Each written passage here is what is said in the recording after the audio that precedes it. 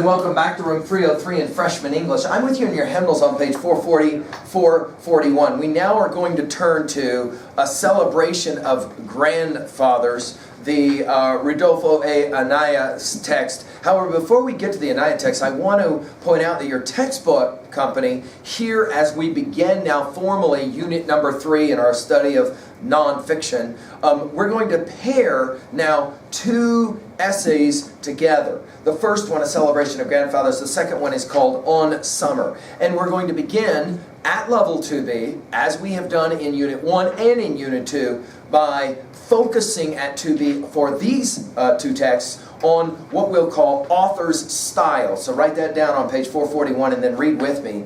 Author's style. His or her author's unique way of using language. So write that down. That's what we mean by style. The use of specifically language. Some elements that will contribute to author style. We want these 3 words definitely written down because we're going to reference them. Diction. That just simply means the words that are chosen. Syntax. Write that word down. I know it sounds like a funny word, but it's an important one and we're going to use it a lot. Syntax. The arrangement of words and sentences. Tone. The author's attitude toward the audience or the subject. A writer's diction, syntax may be described as formal, informal, technical or ordinary. I like the word accessible.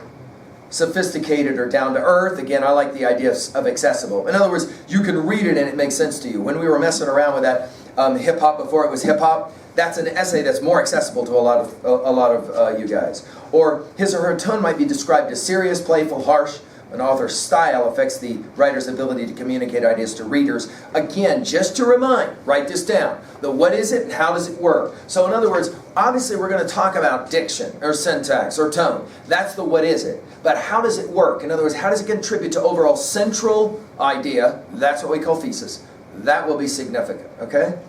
The reading skill for us is to find that main idea or that central idea, or the, as we will often refer to it as, thesis of the essay, and we're going to identify the supporting details, or what we will call points of validation. Now, we're going to use those terms in my lectures because those are the terms and nomenclature that we use when we're writing as well. When we write an essay, we have a thesis, a clearly stated thesis. That's our main idea. And then, of course, we will have the purpose, that is to say. And then we will have this validation of that main idea. Validate simply means to prove. So points of validation just simply mean what we're trying, the points that we're trying to make to validate or prove our point. All right? All right, let's turn now. Now we'll go to a celebration of grandfathers. Notice that our guiding question is again different from Unit 1, Unit 2. Is knowledge the same thing as understanding or wisdom? Right, okay, and so that'll be an important question for us. The vocabulary is huge on page 442. Make sure you know those words before you sit down to read this text. And again, let me just remind you and encourage you.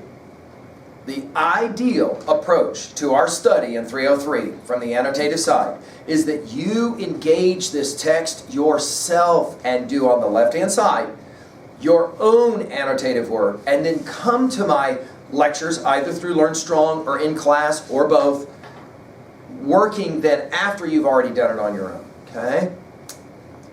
All right, let's talk about now Rudolfo a Anaya. He was born in 1937, still alive. Born in New Mexico, let's read about him. Anaya is considered the founder of modern Chicano literature. His first novel, Bless Me, Ultima, was praised for its depiction of the culture and history of New Mexico. Today, it's widely accepted as a classic of American literature. He says about a storytelling tradition, I'm an oral storyteller, Anaya explains, but now I do it on the printed page. Anaya's storytelling reflects his interest in the folk tales of his native Hispanic culture, which combines Spanish, Mexican, and Central American influences. Anaya has won a number of awards, including the Penn Center West Award for his 1992 novel, Albuquerque, and he is currently a professor of English at the University of New Mexico. At least that was the case when this textbook was published. Under the Did You Know, as a teenager, Anaya was paralyzed after he dove into an irrigation ditch and fractured 2 vertebrae in his back. He recovered, but the ordeal forever changed his outlook on life. The background for this essay, read it with me on 443, New Mexican culture. Native Americans occupied present-day New Mexico thousands of years before the Spanish arrived in the late 1500s. The area remained under Spanish and then Mexican rule until 1848 when the United States gained control over it. Since then, people from all over the world have settled in New Mexico as a result. The region has become a kind of cultural crossroads. All right, let's turn now to this essay itself, a celebration of grandfathers. And as we read, we'll want to focus primarily on these two questions. So write this down. One, the first question is, what is the central idea or thesis of this essay? In other words, what is he saying about grandfathers? That is to say, what is his celebration of grandfathers? Two, and very importantly, so write this one down at 3B. This will be a question we'll come back to. In your life, who have been the most influential old-timers? The older people. Not your best friend, somebody your own age, but somebody who's older than you, maybe living, maybe dead, passed away already, who played a very influential role in your life, taught you things and helped you in some way. All right, let's go ahead now. Follow along. Again, I challenge you, pay attention to the reading by reading it along with the reader. All right, so I challenge you to do that. Here we go. Let's go to work. A Celebration of Grandfathers by Rudolfo e Anaya. Buenos días le de Dios, abuelo. God give you a good day, grandfather. This is how I was taught as a child to greet my grandfather, or any grown person. It was a greeting of respect, a cultural value to be passed on from generation to generation, this respect for the old ones. The old people I remember from my childhood were strong in their beliefs, and as we lived daily with them, we learned a wise path of life to follow. They had something important to share with the young, and when they spoke, the young listened. These old abuelos and abuelitas had worked the earth all their lives, and so they knew the value of nurturing. They knew the sensitivity of the earth. The daily struggle called for cooperation, and so every person contributed to the social fabric, and each person was respected for his contribution. The old ones had looked deep into the web that connects all animate and inanimate forms of life, and they recognized the great design of the creation. These ancianos, from the cultures of the Rio Grande, living side by side, sharing, growing together, they knew the rhythms and cycles of time, from the preparation of the earth in the spring to the digging of the acequias that brought the water to the dance of harvest in the fall. They shared good times and hard times. They helped each other through the epidemics and the personal tragedies, and they shared what little they had when the hot winds burned the land and no rain came. They learned that to survive one had to share in the process of life. Hard workers all, they tilled the earth and farmed, ran the herds and spun wool, and carved their saints and their cachinas from cottonwood late in the winter nights. All worked with a deep faith which perplexes the modern mind. Their faith shone in their eyes. It was in the strength of their grip, in the creases time wove into their faces. When they spoke plainly and with few words, and they meant what they said. When they prayed, they went straight to the source of life.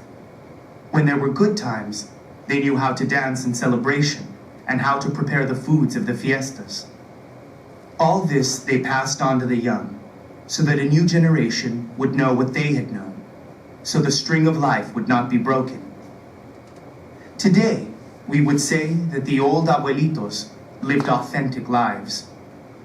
Newcomers to New Mexico often say that time seems to move slowly here. I think they mean they have come in contact with the inner strength of the people, a strength so solid it causes time itself to pause. Think of it. Think of the high northern New Mexico villages, or the lonely ranches on the open llano. Think of the Indian pueblo, which lies as solid as rock in the face of time. Remember the old people, whose eyes seem like windows that peer into a distant past that makes absurdity of our contemporary world. That is what one feels when one encounters the old ones and their land, a pausing of time. We have all felt time stand still. We have all been in the presence of power. the knowledge of the old ones, the majestic peace of a mountain stream or an aspen grove or red buttes rising into blue sky. We have all felt the light of dusk permeate the earth and cause time to pause in its flow.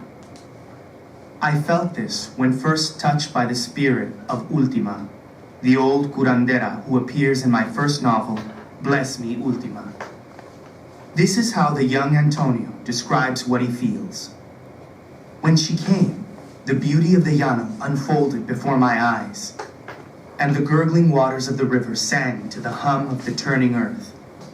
The magical time of childhood stood still, and the pulse of the living earth pressed its mystery into my living blood.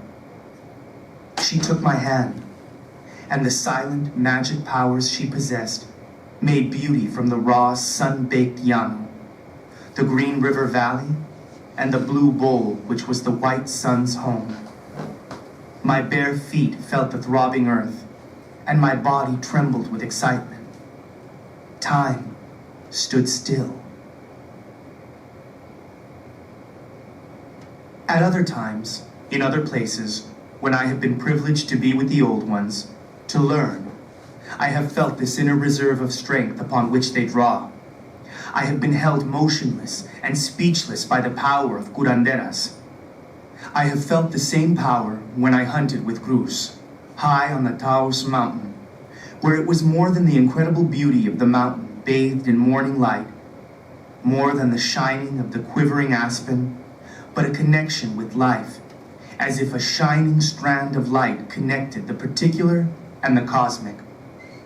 That feeling is an epiphany of time, a standing still of time. But not all of our old ones are curanderos or hunters on the mountain.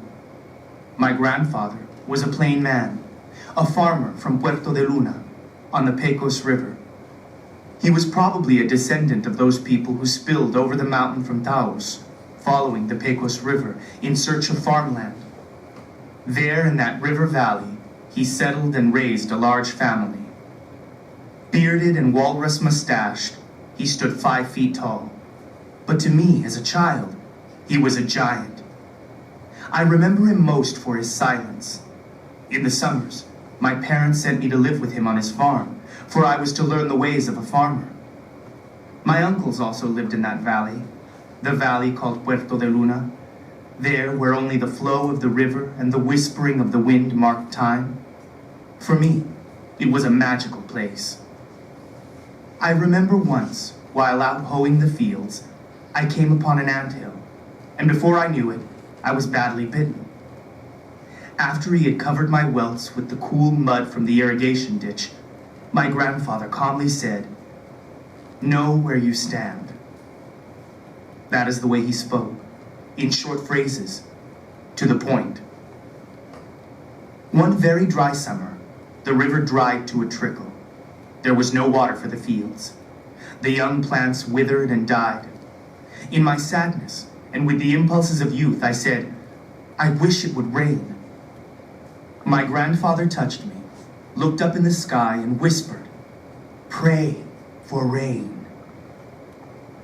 In his language, there was a difference. He felt connected to the cycles that brought the rain, or kept it from us. His prayer was a meaningful action, because he was a participant with the forces that filled our world. He was not a bystander.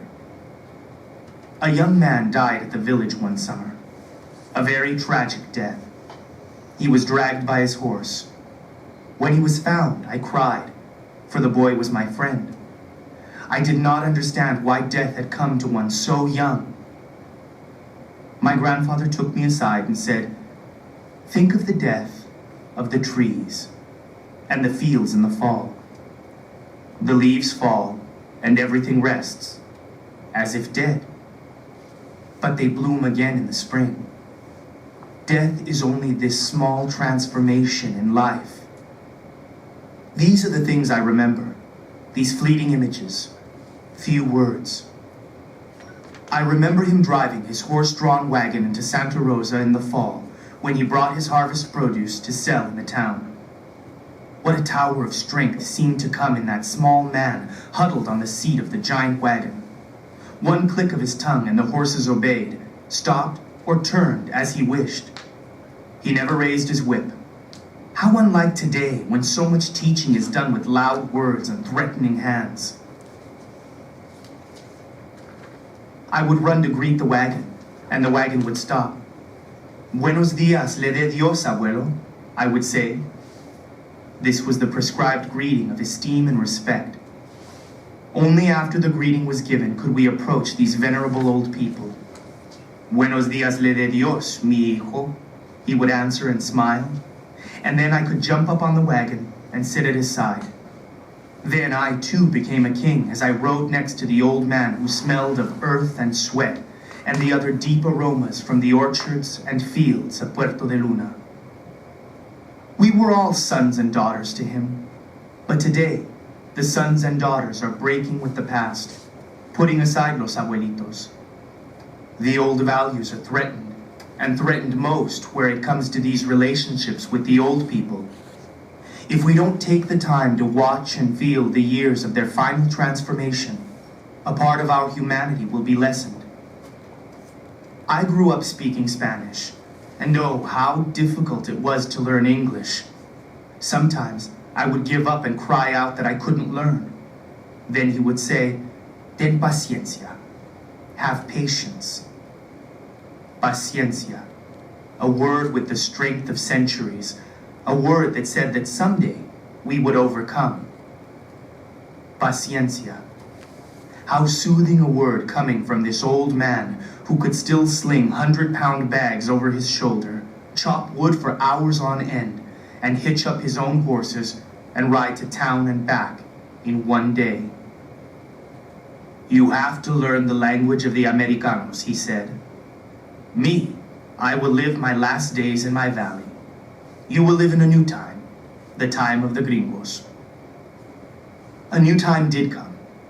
A new time is here. How will we form it so it is fruitful? We need to know where we stand. We need to speak softly and respect others, and to share what we have.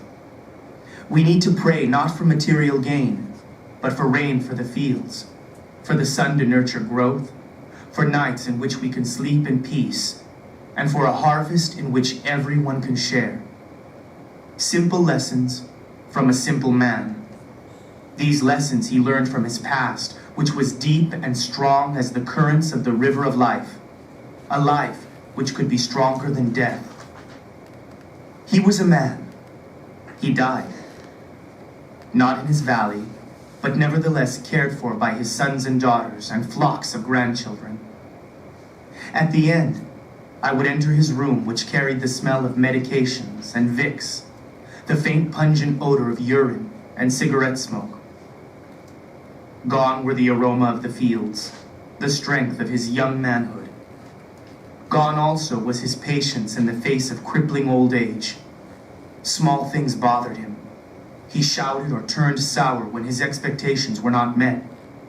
It was because he could not care for himself, because he was returning to that state of childhood, and all those wishes and desires were now wrapped in a crumbling old body. Ten paciencia, I once said to him, and he smiled. I didn't know I would grow this old, he said. Now, I can't even roll my own cigarettes. I rolled a cigarette for him, placed it in his mouth, and lit it. I asked him why he smoked.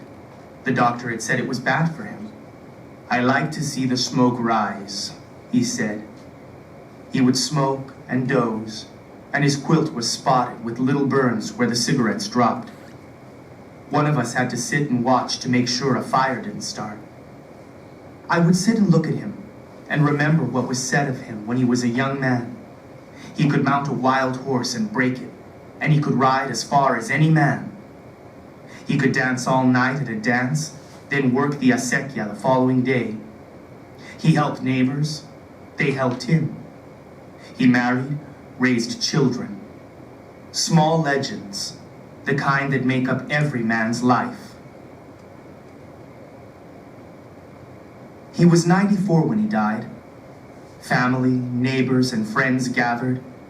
They all agreed he had led a rich life. I remember the last years, the years he spent in bed, and as I remember now, I am reminded that it is too easy to romanticize old age. Sometimes we forget the pain of the transformation into old age. We forget the natural breaking down of the body. Not all go gentle into the last years. Some go crying and cursing, forgetting the names of those they loved the most, withdrawing into an internal anguish few of us can know. May we be granted the patience and care to deal with our ancianos. For some time, we haven't looked at these changes and needs of the old ones. The American image created by the mass media is an image of youth, not of old age. It is the beautiful and the young who are praised in this society. If analyzed carefully, we see that same damaging thought has crept into the way society views the old. In response to the old, the mass media have just created old people who act like the young. It is only the healthy, pink-cheeked, outgoing older persons we are shown in the media. And they are always selling something, as if an entire generation of old people were salesmen in their lives. Commercials show very lively old men who must always be in excellent health according to the new myth, selling insurance policies or real estate as they are out golfing. Older women selling coffee or toilet paper to those just married. That image does not illustrate the real life of the old ones. Real life takes into account the natural cycle of growth and change. My grandfather pointed to the leaves falling from the tree. So time brings with its transformation the often painful wearing down process. Vision blurs, health wanes. Even the act of walking carries with it the painful reminder